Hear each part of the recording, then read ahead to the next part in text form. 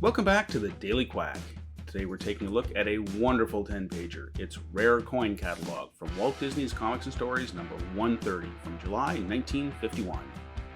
Let's start off by taking a look at this issue's cover. It's a fun little gag cover that has almost no relationship to the story. It's typical cheap Donald having a relaxing boat ride. Relaxing for him, that is. The nephews are having a much harder time of it, using egg beaters to power the boat because Donald is likely too cheap to buy a motor. And at the bottom of the cover, we see that this issue is 52 pages, all comics. Not bad for 10 cents, and that 10 cents would be worth roughly $1.10 today. So that's still an incredible bargain. And that segues us nicely into the story, as Donald is panicking because he doesn't have the 10 cents that he owes Uncle Scrooge.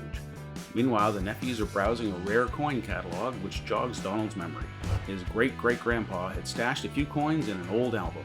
Donald finds a couple of old dimes just in the nick of time as Scrooge arrives to collect his money. Thinking he got the best of Scrooge by paying him back with a worthless old dime, he's shocked when the boys let him know that because the coin was rare, it was actually worth $5. They suggest he sell the dime he still has for $5, then trade a new dime for the one that he gave to Scrooge. And thus begins Donald's get-rich-quick scheme. He sells his remaining dime to a coin collector and races to the money bin, where Scrooge immediately gets suspicious as to Donald's motives. Donald tells him the old dime was a keepsake, so Scrooge jacks up the price to $1.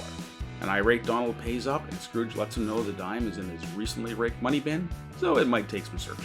After considerable digging, Donald stumbles across a jar full of the exact dime he was searching for, and he thinks he's struck it rich. He buys 5 dimes, races to the coin dealer, then back to Scrooge's for 25 more dimes. This happens a couple of more times, and Scrooge is starting to get suspicious and follows Donald's departure through a spyglass. He discovers that his nephew is conning his poor old uncle and decides to turn the tables. As he digs through his cash to find more of the old dimes, he exclaims, "Coin collectors make me sick. They don't start collecting until the coins are scarce, and I'm the guy that makes them scarce." And he pulls a sack of old dimes from the bottom of the pile. Donald races into the office, and as he's asking for a few hundred dimes, Scrooge hands him the sack of 10,000 dimes and says Donald can just pay him back later. Not understanding how the collectible market works, Donald is overjoyed and speeds back to the coin collector. Instead of being overjoyed, however, the collector is dismayed. He explains to Donald that his sack of dimes would wreck the market as they are no longer a scarce item. Instead of finding fault with his own actions, Donald blames the boys for getting him started down this path in the first place.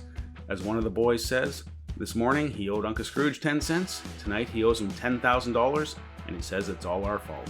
The nephews want to help Donald out of his predicament, so they look through the catalog again and discover that one of those dimes might be an ultra-rare dime with the eagle printed upside down. Meanwhile, Scrooge decides to browse through the catalog as well and discovers his potential mistake.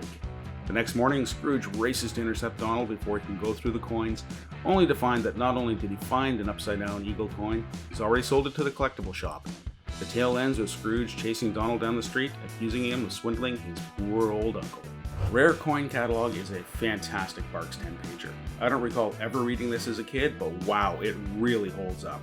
This is prime Barks artwork. His characters feel so fresh and alive.